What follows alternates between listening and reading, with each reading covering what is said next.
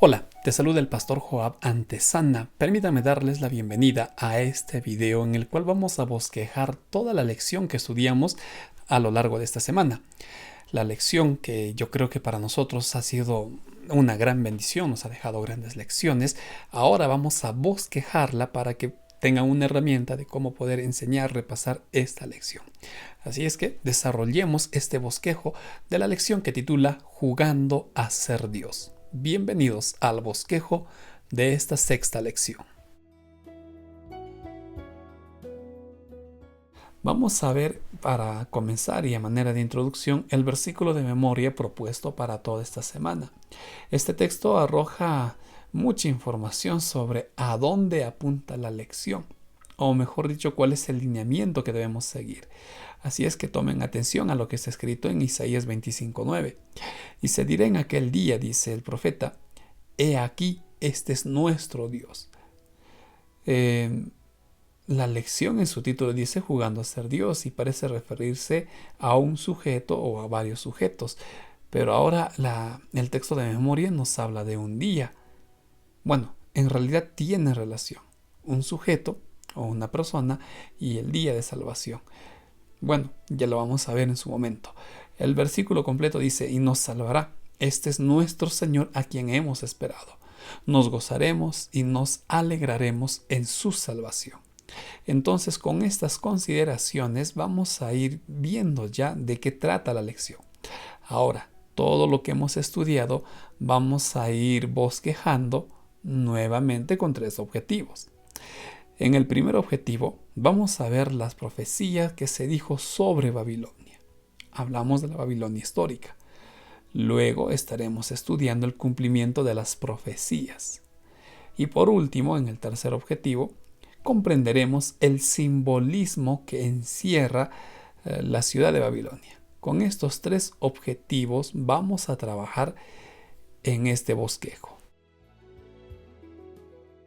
Desarrollemos entonces este bosquejo comenzando con el objetivo número 1, profecías sobre Babilonia. Tomemos atención a los versículos que vamos a ir leyendo, porque ya en Isaías 13:1 el profeta lanza una profecía sobre la ciudad de Babilonia. Algunas consideraciones aquí son las siguientes. En primer lugar, pues obviamente es Dios quien está revelando esta profecía. Y en segundo lugar, cuando Isaías lanza esta profecía, cuando recibe, mejor dicho, todo esto, Asiria era la potencia. Asiria era la que tenía sometido a muchos reinos, incluyendo a Babilonia. Y todo esto ocurre aproximadamente 100 años antes de que Babilonia se convierta en potencia. A esas alturas no había pues indicios de que Babilonia se convierta en una superpotencia.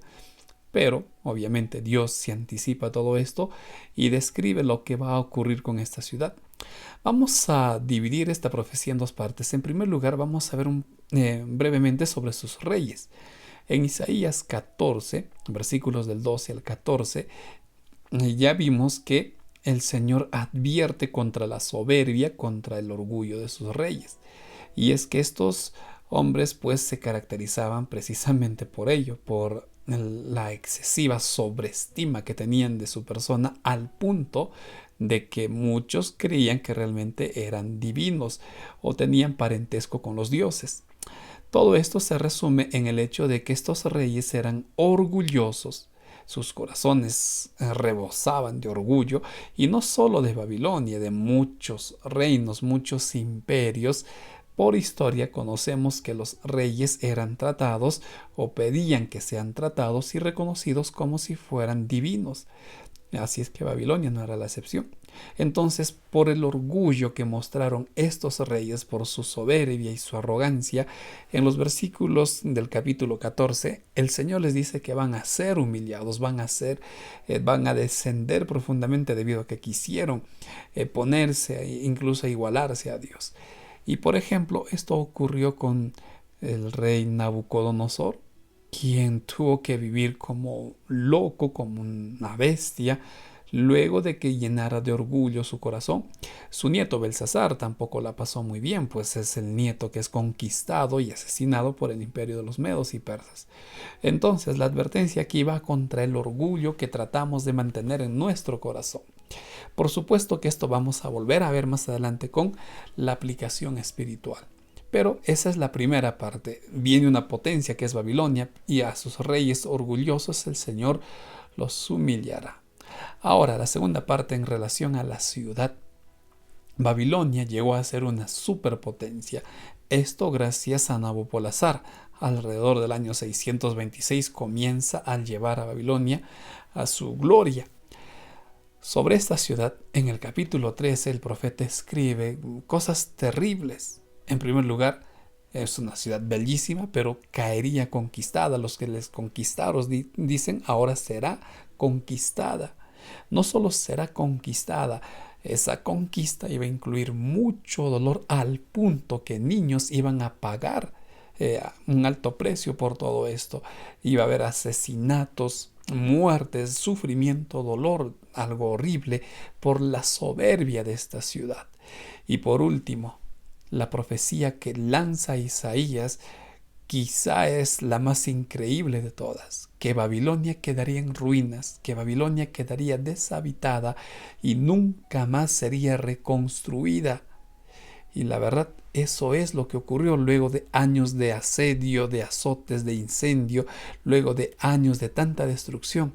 Lamentablemente Babilonia quedó en ruinas y quedó así hasta nuestros días, quedó así hasta hoy, cumpliendo la advertencia que Dios había lanzado, la profecía que Dios había dicho. Esta es la profecía que lanza Isaías contra esta ciudad. Es momento de trabajar con el segundo objetivo, ver el cumplimiento de la profecía de la cual habló Isaías, y ya lo vimos pues en el objetivo número 1. Recordando que Isaías 13 y ya luego Daniel 5 escriben sobre la caída de Babilonia. Ambos escriben una profecía sobre la caída de Babilonia, solo que en diferentes tiempos. Vamos a trazar para esto esta línea de tiempo. ¿Está bien? Porque lo que vamos a ver aquí netamente tiene que ver con más registros históricos que revelan el cumplimiento de la profecía. El año 626, decíamos, Nabopolassar, el papá o el padre de Nabucodonosor, permite a Babilonia convertirse en una potencia. Él es quien lidera, quien hace crecer el imperio, y Nabucodonosor consolida ese crecimiento. Así es que colocamos esta fecha 626 como el año cuando Babilonia se consolida como un imperio.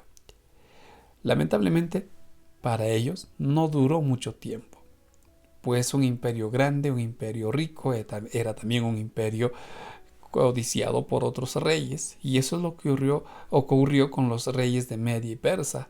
Pues el año 539, mientras Belsasar disfrutaba de una fiesta abominable, el imperio de los medos y persas conquistan la ciudad, ingresan luego de secar el cauce del río Éufrates, cumpliéndose así la profecía, porque incluso Isaías había dicho que los medos y persas conquistarían a Babilonia. Miren qué interesante y qué exacta es la palabra de Dios. Al mando de Ciro, por supuesto. Pasaron algunos años, hablamos de siglos en realidad, y el año 331 Alejandro Magno llega a Babilonia. Ya estaba muy debilitada, Alejandro simplemente toma la ciudad, no tuvo que hacer una guerra, y él deseaba inclusive formar ahí su capital o una de sus capitales. Pero para esto recordemos que la ciudad ya estaba comenzando a ser saqueada y obviamente había mucha inestabilidad y sufrimiento dentro de la ciudad de Babilonia. Con el paso de los años, ese afán comenzó a crecer simplemente, el deseo de saquear el oro que tenía la ciudad, las riquezas.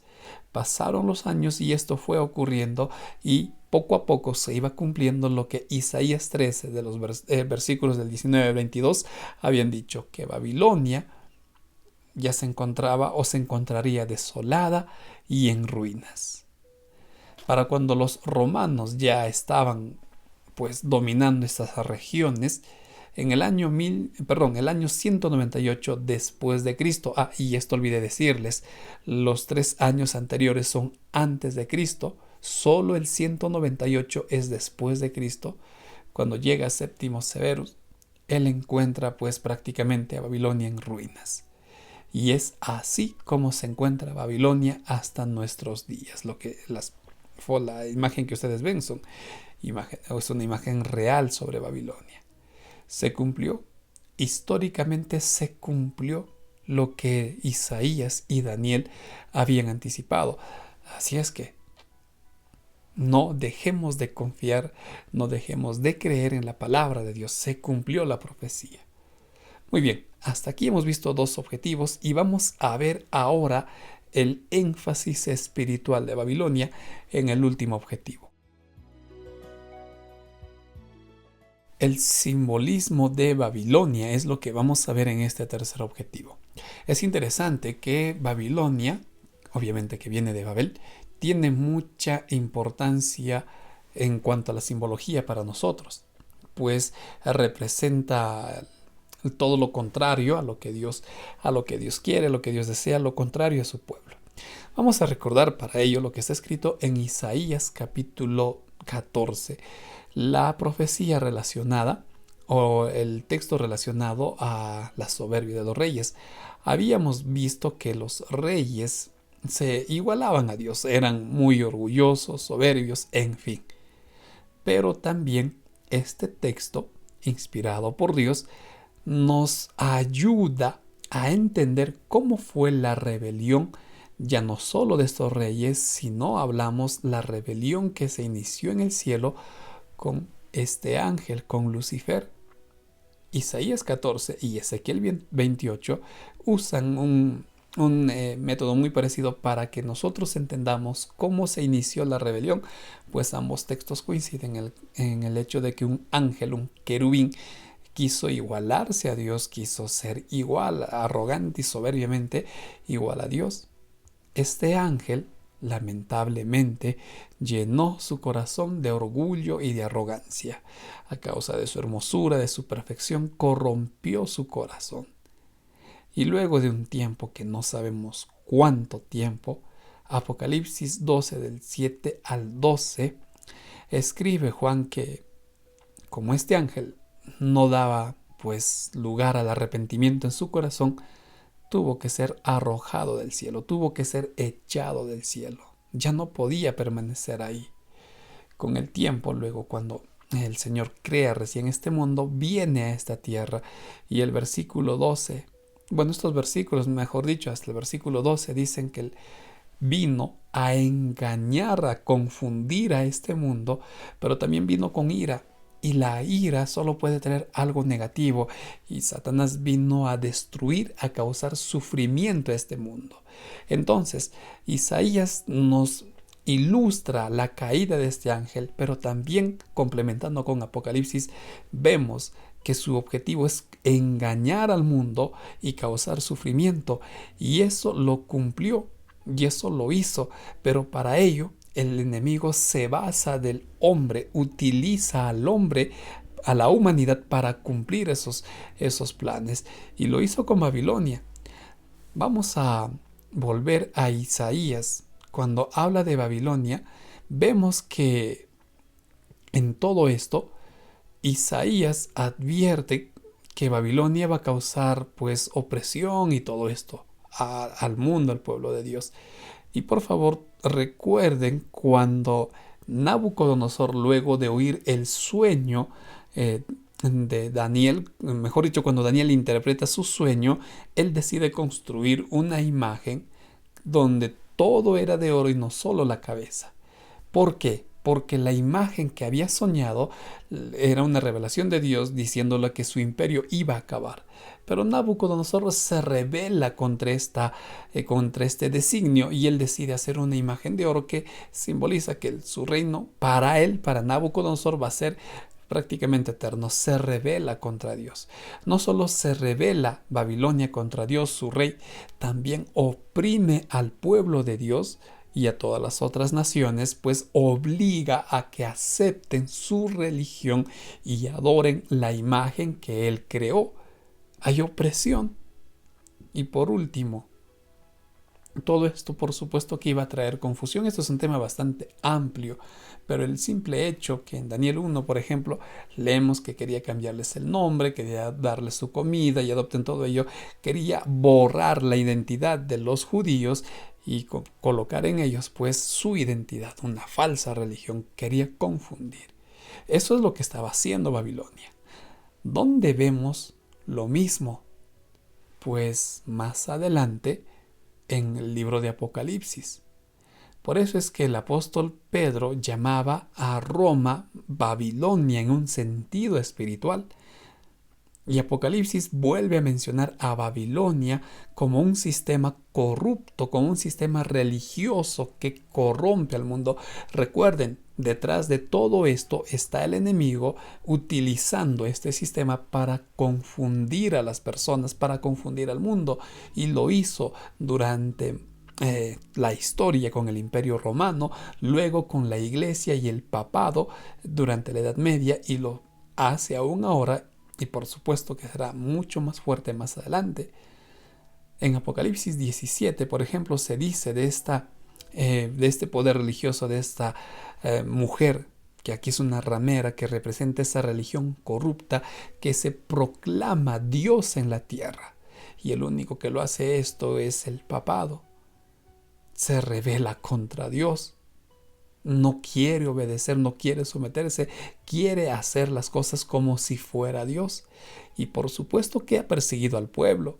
El Imperio Romano lo hizo, la Iglesia en la Edad Media, y volverá a hacer la persecución al pueblo de Dios. Miren, lo mismo que hizo Babilonia en su momento, ahora lo hace esta Babilonia espiritual que, ya hemos dicho, es una religión falsa, es una religión corrupta.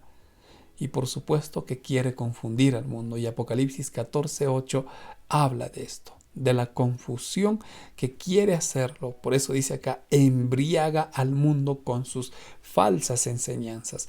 Esto es lo que quiere hacer Babilonia, esto es lo que hace el enemigo a través de este poder, falsas enseñanzas, como que, por ejemplo, ya lo dijimos en el día que comentamos este estudio, enseñanzas como la inmortalidad del alma, enseñanzas como un falso día de reposo, enseñanzas como la creencia de un infierno, el purgatorio, el rapto secreto, en fin.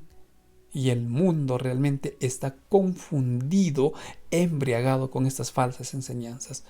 Babilonia. Pero detrás de todo esto, recuerden, está el enemigo.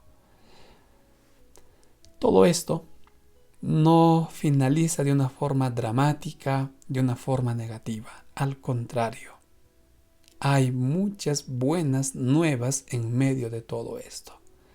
Y es que el Señor pondrá fin. Y la lección el día jueves comentaba precisamente esto. La victoria de Sión, decía. Ya lo hemos comentado, pero ahora vamos a ver. Y tiene relación con el milenio. Nuevamente vamos a trazar esta línea de tiempo sobre el milenio. ¿Y qué podemos decir de esto? Bueno, en primer lugar, el milenio comienza con la segunda venida de Cristo. A esa segunda venida de nuestro Señor, Malaquías 4:5, la llama el gran día, el día terrible de nuestro Señor, el día de Jehová. ¿Por qué? Porque será un día en el cual aún los cielos y la tierra se sacudirán, pues ha llegado a ejecutar el juicio de Dios, al menos en esta etapa. ¿Qué ocurre aquí? En primer lugar, los redimidos somos llevados al cielo. ¡Qué bonito! Por fin tanto sufrimiento, tanto dolor, tanta angustia en este mundo llega a su fin y somos llevados con nuestro Señor al cielo. Mientras, Isaías 24 escribía, la tierra quedará desolada, destruida y desolada. No habrá vida. Todo ser viviente, todo indicio de vida microscópica quedará destruida. Y mientras eso ocurre con la tierra, Apocalipsis 21 y 2, porque ambos textos van de la mano, profetiza que Satanás quedará prisionero, encadenado, dice, en esta tierra, es decir, no podrá salir a otro lugar, a otro mundo, a seguir intentando que peque. No, ya no. Quedará prisionero por 1000 años en esta tierra. El milenio, recuerden, comienza cuando Cristo vuelve por segunda vez. Por 1000 años estaremos en el cielo, en lo que conocemos el juicio de comprobación, mientras Satanás queda prisionero en este mundo vacío, en este mundo inerte. Luego de cumplidos los 1000 años, luego de comprobar y adorar a Dios por su justicia, comienza a descender la nueva Jerusalén, Apocalipsis 21:2. Y desciende con un pueblo victorioso, desciende la ciudad de Sión victoriosa. El día jueves les dije, vamos a ver esto aquí, y la victoria de Sión en el bosquejo, y aquí está. Dios concede la victoria a su pueblo y ahora desciende victoriosa a esta tierra, a hacer de este mundo su centro de gobierno, a hacer de este mundo su hogar, su morada, a restaurar este mundo.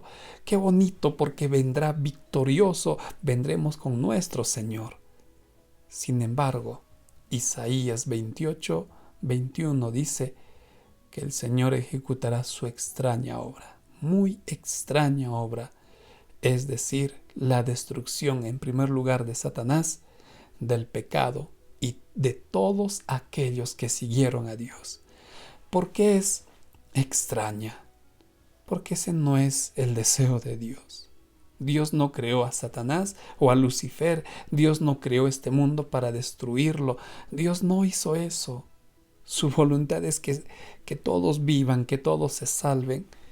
Pero tendrá que hacerlo, porque tiene que destruir el pecado, tiene que poner fin al dolor, al sufrimiento. Y Apocalipsis nos dice que en ese momento descenderá fuego del cielo, y ese fuego los consumirá y lo hará para siempre. No es un infierno donde se quemarán y sufrirán por la eternidad. No, serán destruidos una vez y para siempre. Esa es la extraña obra de Dios. Y por eso Santiago advierte que quien juega con el pecado prácticamente está tomando una decisión de muerte. ¿Dónde quieres estar tú? ¿En qué grupo? ¿Con el grupo que desciende victorioso o con el grupo que tristemente espera su condena de muerte y de muerte para siempre? La decisión simplemente es tuya. Bueno, vamos a resumir nuestra lección, pero como ya lo hemos hecho, respondiendo a estas 3 preguntas vamos a hacerlo. Primera pregunta: ¿por qué un corazón orgulloso no puede armonizar en el cielo? ¿Qué otros eventos históricos confirman tu fe en la palabra de Dios? ¿Por qué es importante oír el llamado del ángel para salir de Babilonia? Esta es la última pregunta. Antes de finalizar, te invito a que tomemos juntos esta decisión. Ya sabemos que Dios va a destruir el pecado y al pecador. Esta es una verdad que la verdad nos debería de motivar a predicar y a anunciar las buenas nuevas. Para quienes aún no conocen, acepten a Cristo y huyan de la condenación. Propón en tu corazón, propón con tu familia trabajar para anunciar y advertir a las personas que el gran día de nuestro Señor está cercano. Por supuesto, también te animo y te invito a que estudies la siguiente lección, que titula La derrota de los asirios. De esta manera estamos finalizando este nuevo bosquejo. Muchas gracias por ver este video. Que el Señor te bendiga. Hasta la próxima semana.